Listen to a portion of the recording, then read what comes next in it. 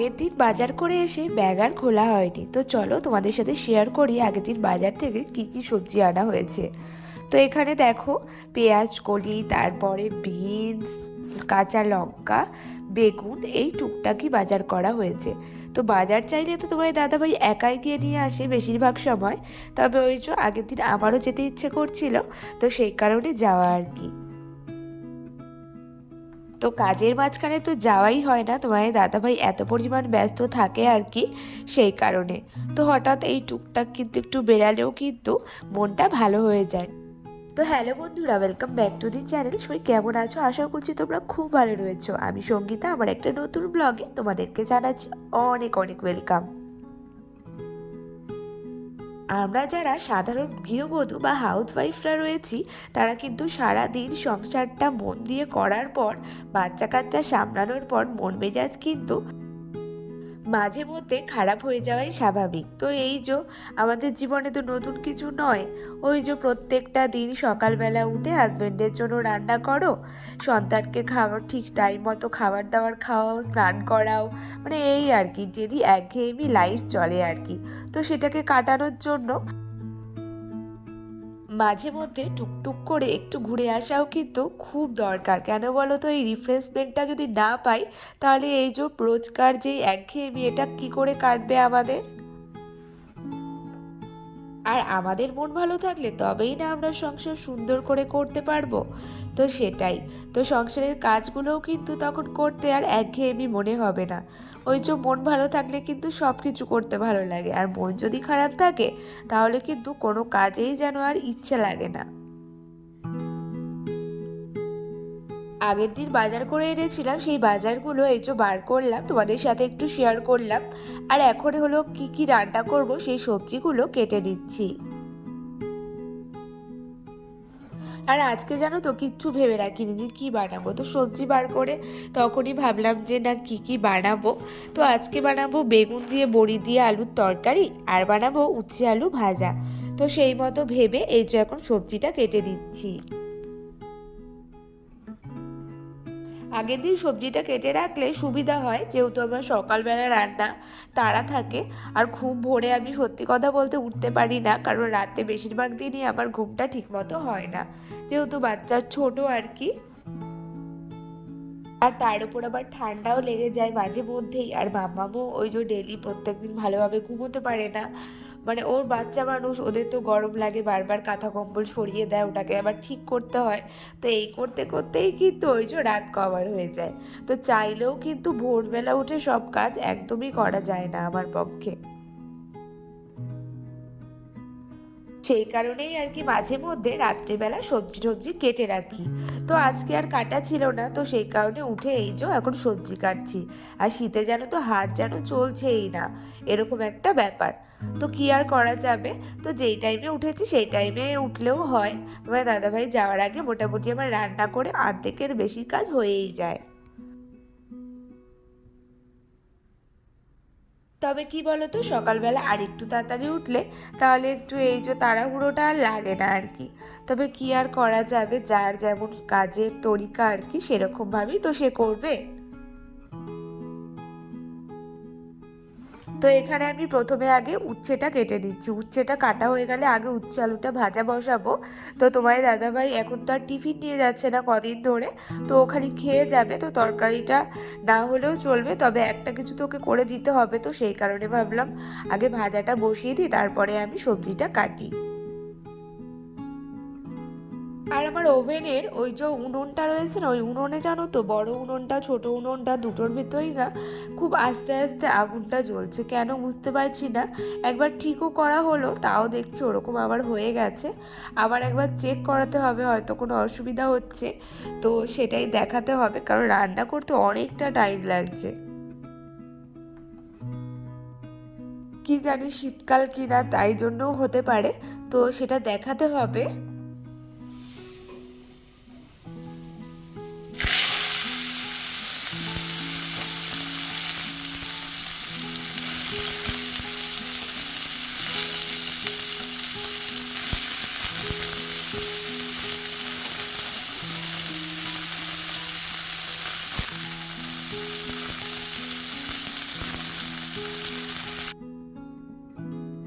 তো এদিকে এখন আমি সকালবেলা মাম্মামকে খাইয়ে নিয়েছি, খাওয়ার কমপ্লিট হয়ে গেছে। এখন একটু খাওয়া শেষে একটু জলটা খাইয়ে দিচ্ছি। দিয়ে ওখানে আবার যা এসেছে আর কি, আসলে একটা হাঁড়ি রাখবে আমার সাইজের মতো, তো বললো তোমার হাঁড়িটা একটু দেখাও। আমি বললাম হাঁড়িতে তো ভাত আছে, তুমি দেখো। তো সেটাই হলো ব্যাপার, তো একটা হাঁড়ি রাখবে। তো কাকুকে বললো যে ঠিক আছে, আমার শাশুড়ি মা তো এখন বাড়ি নেই, আপনি একটু পরে আসবেন। তো সেটাই আর কি বললো, কারণ কি বলো তো, এই সব জিনিসে না আমি বা আমার যা দুজনেই খুব কাঁচা, তো সেই কারণে বড় কেউ না থাকলে না বাড়িতে এইসব জিনিস না রাখাই ভালো আমাদের দুজনের পক্ষে। কারণ যারা কেনে হাতে ধরে তাদের জন্যই ভালো, কারণ আমরা কিনা কি বুঝে কিনবো সেটা আমাদের জন্যই ভালো হবে না। আর এখানে আমার মামা ওর যে মামকে দেখেছে, ও কতক্ষণে উঠবে, মানে মুখটাও ধুতে দেখো, মানে মুখটাও ধুতে দেবে না, ও আগে উঠবে। তো আমি বকা দিলাম, বললাম যে আগে মুখ টুক ধোও তারপরে দেখো। হয়ে গেল, ও এখন উঠে চলে যাবে। আমি বললাম আসো, মুখটা মুছিয়ে দেবো। আর এদিকে আমিও আসন টাসন গুছিয়ে রেখে দিলাম আর কি, জায়গাটা জায়গায়। চলো তোমাদের সাথে শেয়ার করি কি কি রান্না হয়েছে, তোমাদেরকে তো বললামই, তো তাও একবার দেখিয়ে দিই। ওই যে উচ্ছে আলু ভাজা, এটা একটু ভাত ছিল আগের দিনে, তোমার দাদাভাইকে আর দিইনি।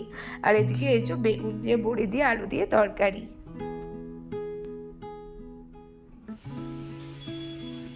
হ্যালো বন্ধুরা, তো এই যে চলে এলাম একদম ফ্রেশ হয়ে, মানে স্নান টান এই করলাম। এখন বাজে হলো 1:16। তো 1:16 বাজে, এই জাস্ট স্নান করে মাম্মামকে, মানে মাম্মামকে আগে স্নান করিয়েছি। ওই যে তোমাদের দেখালাম কি কি রান্না হয়েছে, তারপরে একটুখানি ভাত খেয়ে মাম্মামকে তো তার আগেই খাইয়ে দিয়েছিলাম। তো ওটা খাইয়ে দাইয়ে তারপরে কিন্তু মাম্মামকে নিয়ে ঘরেই ছিলাম আর কি।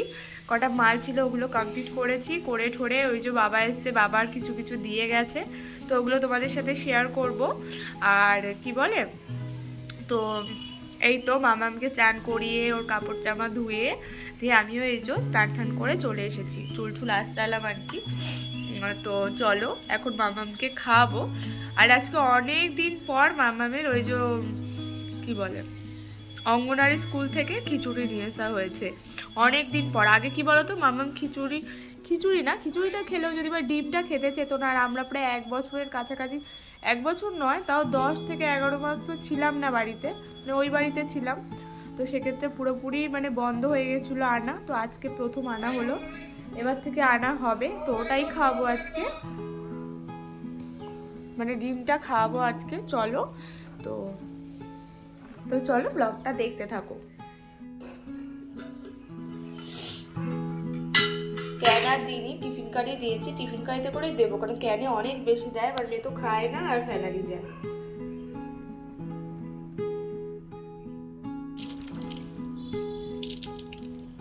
কি খাচ্ছ তুমি, দেখে দাও তো। কি এটা, কি ভালো করে বলো। বলো হজা, হজা মানে হজমলা, হজমলা।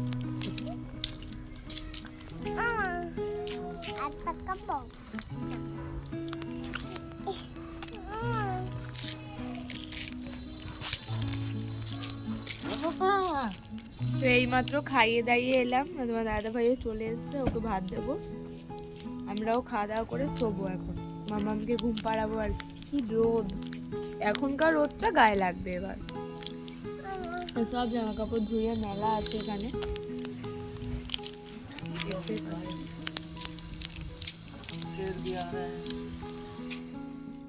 আর এখানে আমার শাশুড়িমা চলে এসেছিলেন, তো ওই কাকুটাও এসেছিল। তো এই যে সেম হাঁড়ি, আমিও এই হাঁড়ি রেখেছি আর কি।